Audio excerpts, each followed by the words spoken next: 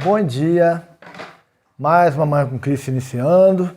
Hoje vamos falar sobre o tema Tendo Medo, que foi publicado no livro Relicário de Luz, editora FEB, capítulo Tendo Medo.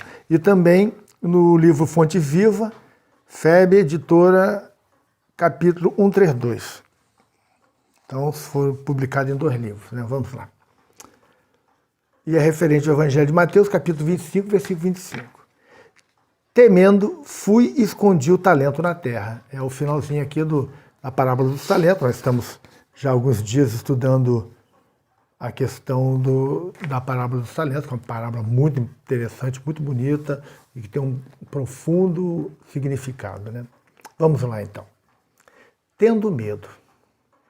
Na parábola dos talentos, o servo negligente atribuiu o medo à causa do insucesso em que se felicita. Receber a mais reduzida possibilidade de ganho. Contar apenas com um talento e temer a lutar para valorizá-lo. Quando aconteceu ao servidor invigilante na narrativa evangélica, há muitas pessoas que se acusam pobres de recursos para transitar no mundo como desejariam. E recolhem-se à ociosidade alegando o medo da ação. Medo de trabalhar, medo de servir, medo de fazer amigos, medo de desapontar, medo de sofrer, medo da incompreensão, medo da alegria, medo da dor.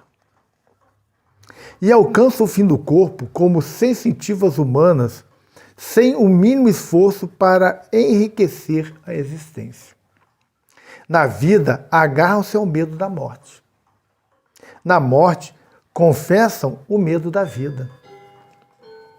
E, a pretexto de serem menos favorecidos pelo destino, transformam-se gradativamente em campeões da inutilidade e da preguiça.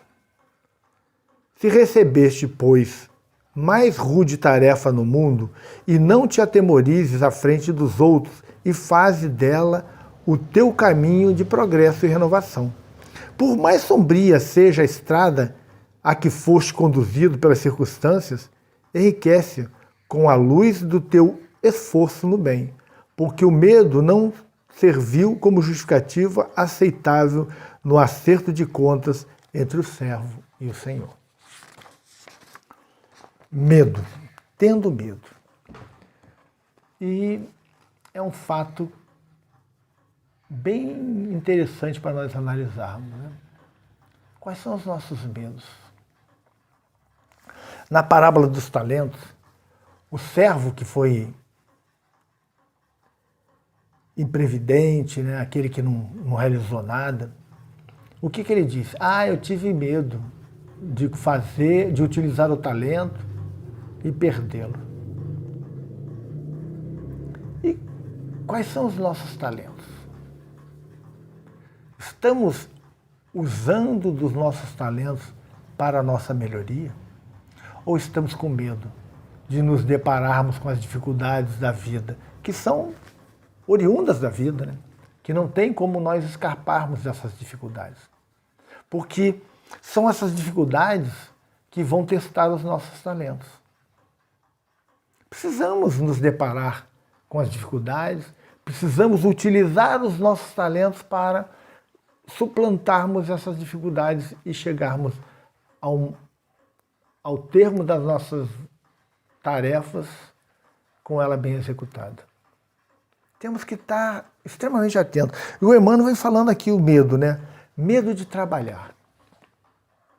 Tem gente que tem medo de trabalhar no campo do bem, tem medo de trabalhar fora, tem medo porque não sabe se vai ser um bom funcionário, se vai ter capacidade de realizar suas atividades. E aí, ao invés de tentar se desenvolver para exercitar aquilo, para executar aquilo com maestria, simplesmente se acovarda e diz: eu não vou fazer, não vou tentar, porque se eu tentar e der errado, eu vou me dar mal. E aí, já parte do princípio negativo que o não está ali. A gente tem que lutar pelo sim. E a pessoa simplesmente desiste. Medo de servir. A gente vê muito isso na casa espírita, nos templos religiosos, nas igrejas. Tem pessoas que vão lá só para ouvir. Ah, eu tenho medo de servir porque eu não sou capacitado, eu não sou evoluído o suficiente. Mas se Deus dependesse só de pessoas evoluídas, capacitadas, as suas tarefas não seriam realizadas. Deus depende de nós para ajudar a humanidade. Como servidores, utilizando os poucos talentos que tivermos. Fazemos o que tiver ao nosso alcance, mas fazermos com qualidade, com boa vontade, com felicidade, com alegria de servir. Medo de fazer amigos. Tem gente que vive um pouco isolado, né? Com medo da decepção. Ah, eu tenho decepção. E também da ingratidão. Não quero ter amigos, porque os amigos as pessoas vão ser ingratas, vão me decepcionar. Gente, e por causa disso nós não vamos interagir. Porque existem pessoas que são ingratas. Existem pessoas que vão nos decepcionar, mas existem muito mais que são gratas, que são amigos, que são fiéis, que vão atender às nossas expectativas. E a gente não pode, porque existe a possibilidade de deixar de tentar, deixar de conquistar essa coisa mais preciosa que existe no mundo, que são os amigos. Graças a Deus eu tenho grandes amigos. Pessoas que eu considero do fundo do meu coração, eu tenho certeza que me considero também. Porque nós tentamos, erramos, acertamos, mas somos amigos. Somos diferentes, mas somos amigos.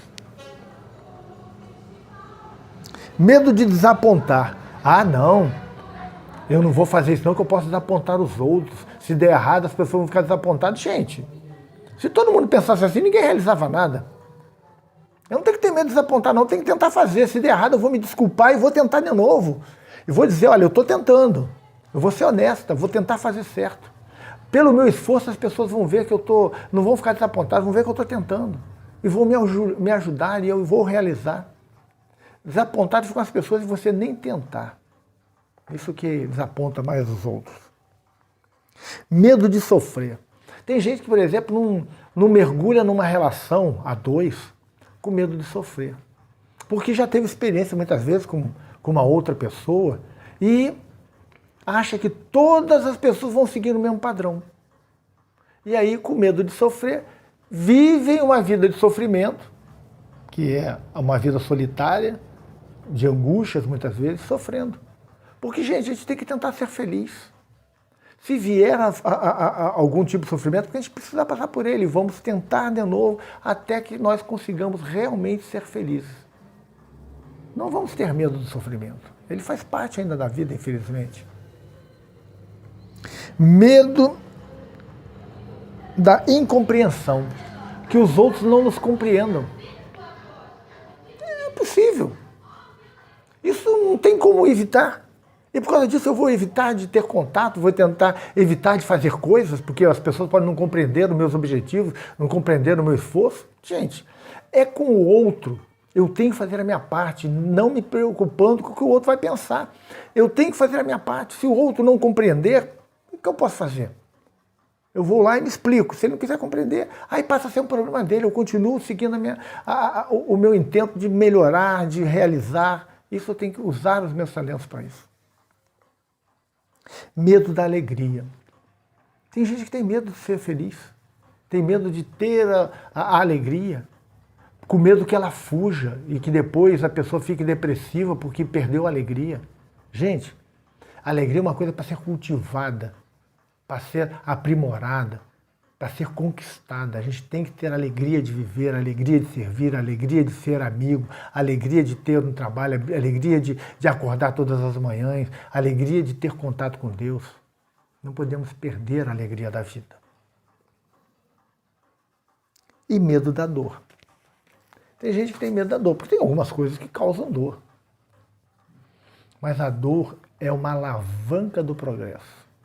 Quando a dor nos visita, é uma recomendação de Deus para que mudemos o rumo das nossas vidas, para que mudemos algo na nossa vida, para que façamos uma ressignificação das nossas vidas. A dor ela se apresenta muitas vezes como um corretivo de rumo. Ela nos toca para que a gente faça uma reflexão e observe que alguma coisa está errada. Se tivermos medo, não vamos viver, não vamos sair para o mundo, vamos ficar numa clausura e aí seremos provavelmente muito infelizes. Isso a gente tem que ter cuidado. Então, é isso, gente.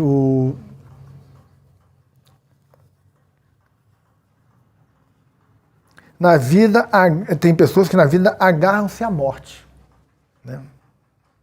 E na morte, agarram-se ao medo da morte. Tem gente que tem medo de morrer, não faz, tudo tem medo. E na morte confessam que tiveram medo de viver. E aí é tarde, né? Então, vamos conviver com o medo, mas não permitir que ele faça parte, que nos imobilize e que faça parte da nossa vida de forma negativa. O medo muitas vezes nos preserva em algumas situações que precisamos trabalhar com ele, mas não de forma que ele seja impeditivo em nossas vidas. Não. Ele é um alerta, mas não pode nos manter congelados, presos da inércia, nós temos que seguir em frente. Então, vamos fazer então a nossa prece para que possamos encerrar o nosso Manhã com Cristo de hoje. Pai nosso que estais nos céus, santificado seja o vosso nome. Venha a nós o vosso reino. Seja feita a vossa vontade, assim na terra como nos céus. O pão nosso de cada dia nos dai hoje. Perdoai as nossas ofensas, assim como nós perdoamos a quem nos tem ofendido. Não nos deixeis cair em tentação, mas livrai-nos do mal. Amém.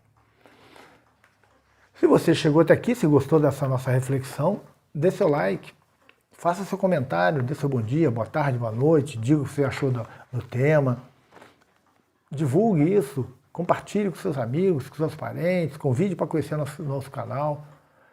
Se inscreva no canal, acione o sininho, nos ajude a propagar aí essa reflexão matinal, que é um culto do Evangelho no Lar, sobre os temas ligados ao Evangelho de Jesus, para que a nossa vida seja mais pacificada, para que no nosso dia a dia, depois de fazermos uma reflexão, depois de fazermos uma prece, encaremos as dificuldades da vida, encaremos o medo com cabeça erguida, sem deixar com que ele nos paralise, que a gente vença os obstáculos, que a gente conquiste a felicidade, conquiste um lugar ao sol, que esse é o objetivo de todos nós.